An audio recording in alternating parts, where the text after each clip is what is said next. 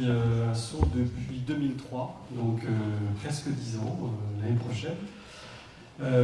Moi, j'avais juste une petite réaction, c'est que, bon, évidemment, on est tous, je pense qu'on est tous là pour dire que c'est une ville qu'on aime. Maintenant, comment est-ce que nous, tous, on peut faire en sorte pour que ça évolue un peu mieux, que ce soit un peu plus dynamique? J'ai le sentiment qu'il y a beaucoup de choses qui sont proposées à Sceaux pour se rencontrer. Il y a des lieux, il y a pas mal de festivités qui existent tout au long de l'année. Mettre plus d'endroits où on peut jouer nous les jeunes. Aussi un terrain de foot parce que même que ce soit les gens du square ou même des gens en Haute-Sceaux, soit on joue à la ménagerie, soit on joue, il y a un petit espace où il y a de l'herbe au Blagier, on joue là, mais comme on fait beaucoup de bruit, il y a des personnes, ça les dérange. Pourquoi est-ce que quand les lycées n'utilisent pas toutes les installations sportives, la ville ne peut pas les utiliser? L'idée pour moi, c'était de proposer des groupes de travail qui permettaient de rassembler les jeunes, d'essayer de créer des espaces d'échange sur le plan culturel et puis au niveau de l'éducation aussi.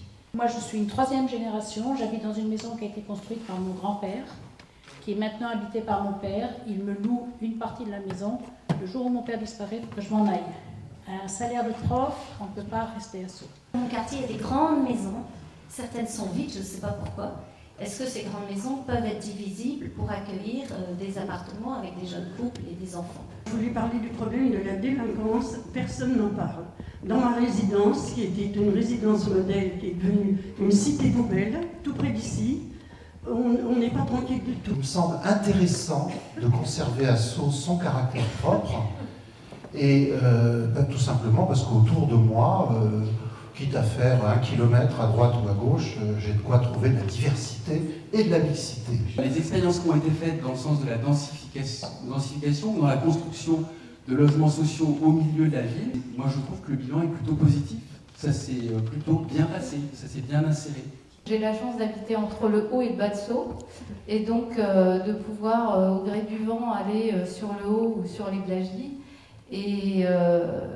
et qu'effectivement c'est une très grande richesse. Enfin, je pense que la ville a une très grande richesse d'avoir ces populations mélangées, qu'il faut arriver à les faire se rencontrer et vivre. Nous on arrive, on connaît personne à Sceaux. On arrive, à Bourg-la-Reine, il y a un truc qui s'appelle une ludothèque. C'est tenu par des retraités qui tournent, visiblement. Donc ça fait un lien avec des jeunes mamans qui arrivent, qui n'ont personne pour qui parler. Elles vont là-bas, elles peuvent jouer, les personnes âgées, elles discutent avec les enfants. Ça crée un lien social intergénérationnel, interculturel aussi, parce que qu'on soit riche, pauvre ou quoi, on a toujours des enfants. Il y a plus de 100 associations qui existent à Sceaux. Moi, je trouve que c'est quand même drôlement vivant. Je pense qu'il faut qu'on se mette un peu les yeux en face des trous et qu'on se dise, attention, il ne faut pas attendre tout de la vache à lait que serait la mairie. Prenons-nous par la main et essayons de faire en effet cette cité conviviale que nous souhaitons, mais pas uniquement sur Sceaux, sur la communauté d'agglomération. Tout ce qui se dit ici et tout ce que nous dirons dans les réunions qui viennent et celles qui se sont déjà passées, c'est un matériau extrêmement riche. Parce que c'est un matériau qui, en tout cas, c'est mon vœu le plus cher, pourra donc cimenter un peu cette identité de Sceaux, mais pas seulement à travers des bâtiments, à travers des paysages, mais aussi à travers les gens qui y habitent et qui en sont les acteurs.